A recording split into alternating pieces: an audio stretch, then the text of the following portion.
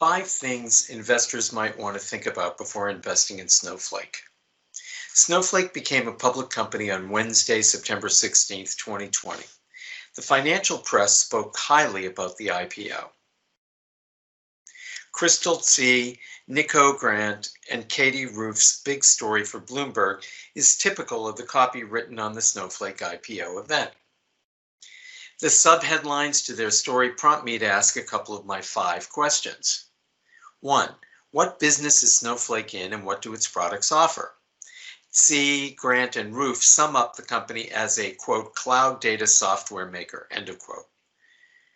Question mark. I confess I have no idea what they mean. A quick look at the front page of the Snowflake website doesn't help. What is a, quote, cloud data platform, end of quote? I thought Amazon AWS is a cloud data platform. Ditto for Microsoft Azure, Google Cloud, IBM Bluemix, and others. I have to give in to the instinct to call the Snowflake product literature opaque. Just take a look at the front page of their need satisfaction presentation for the finance industry vertical.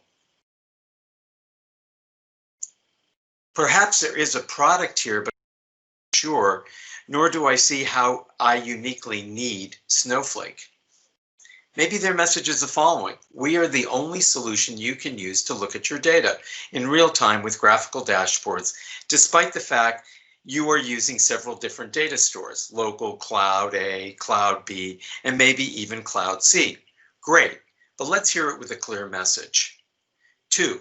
The $70 billion market cap can become a fleeting memory in literally no more than a, quote, New York minute, end of quote. Thanks to Don Henley for this great phrase. Comparing Snowflake on the first day of its existence as a public company to Dell, General Motors, or even Uber makes no sense and is not helpful. The motivation to make such a comparison looks like an attempt to add more fuel to the FOMO, fear of missing out, fire, driving big investment in Snowflake. Quote, they are already bigger than GM, Dell, Uber. Let's get our seat on the train, end of quote. But only high-frequency traders should be listening to this message. Over the long term, the comparison is meaningless. For investors, it is not helpful at all. 3. If it is correct to define Snowflake as a company offering a combination of data storage, they call it data warehousing, which is a method of collecting data from relational database management systems, RDBMSs, real-time access to data, and finally, data visualization tools. How big is the market? Gartner thinks it is big enough to create a magic quadrant for it. Gartner calls the market data management solutions for analytics. Other players with a position in the leaders quadrant include Microsoft, Amazon AWS services, SAP, Teradata, etc. I hope Gartner's own representation of the leaders quadrant does not include simply these very big names. Microsoft has many more products than Snowflake, ditto for Teradata and SAP.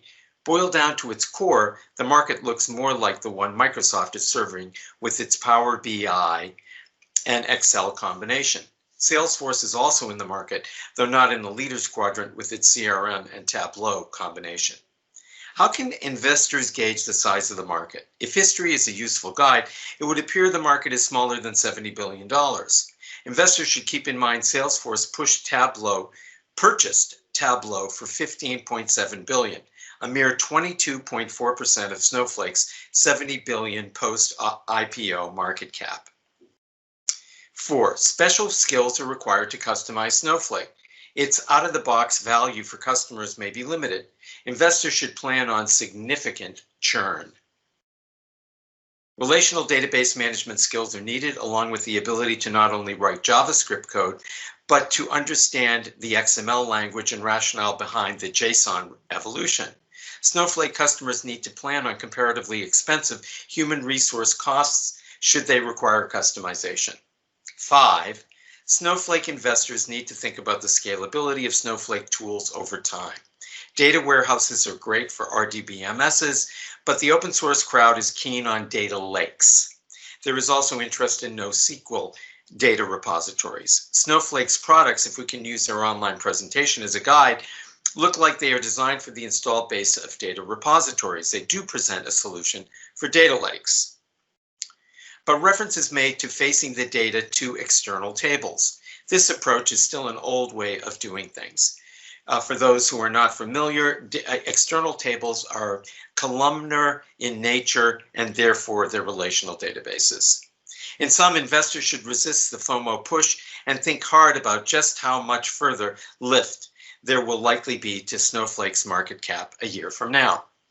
My name is Ira Michael Blonder. I'm the CEO and founder of IMB Enterprises, Inc. Please visit our website, https://www.imbenterprises.com. We offer a blog on our site with over 2,000 posts on the management, sales, and marketing to C-suite managers of early-stage enterprise software businesses. Please also check out my Twitter page @MikeTheBebop. Speak with you tomorrow.